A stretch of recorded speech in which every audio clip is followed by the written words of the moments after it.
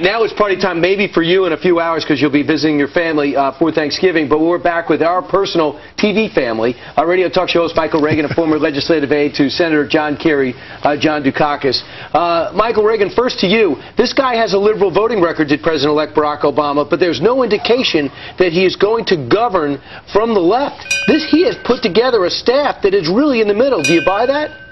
I mean, that's why maybe 30% of conservatives, in fact, voted for Barack Obama or didn't vote at all, because his message, literally at the end of the campaign, was a conservative message. It was Ronald Reagan-esque at the end of the campaign, where John McCain's message was all over the building. And so, you know, things happen to you. When you get elected president of the United States and you're president-elect and you start to be brought up to date every day with what's going on in the world, your life does change. And my father once said, you're elected president, but one day you become the president. Right now, Barack Obama is making that transition to becoming the president of the United States. There's enough time to go after him after January 20th. Yeah, John, I thought it was very smart for him to choose these appointments that are more centrist, because you've got already the support of the Democrats, but now he's getting some support from Republicans because he's choosing people who don't want to raise taxes. Well, listen, Barack Obama is a very thoughtful guy. He's studied transitions from the very beginning. He understands what it takes to be a successful president by listening and listening to a great many people and reading history. He's a real student of history.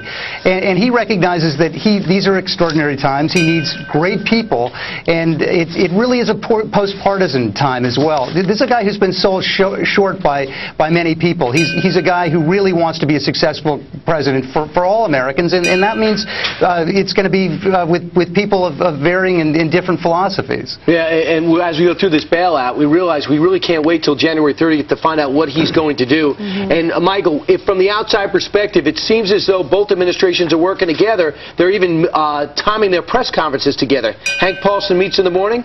Barack Obama makes his announcement in the afternoon. Do you have a problem with that? No, I don't have any problem with that at all. I think what America's looking for right now, and the markets are looking for it also, is consistency of leadership.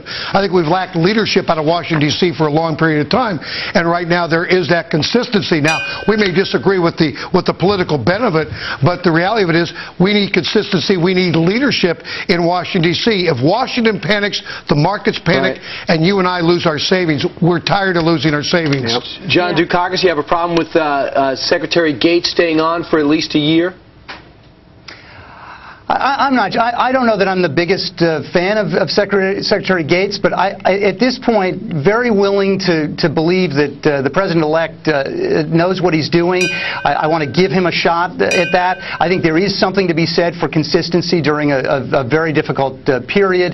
Obviously, the president-elect has been out front and been very clear that he wants to end this war, and I would imagine that Secretary Gates understands that and is willing to execute that on his behalf. I say the honeymoon continues. The misnomer has always been like the Republicans and George Bush don't want to end the war. We all want to end the war. We want to do it in the right way, and I think that's what Barack Obama is trying to do also with keeping Gates in place, and of course the new Secretary of State, if it will be Hillary Clinton. John Dukakis, Michael Reagan, love hearing from you, and the honeymoon will last, in my opinion, until they pick a dog. Between these two?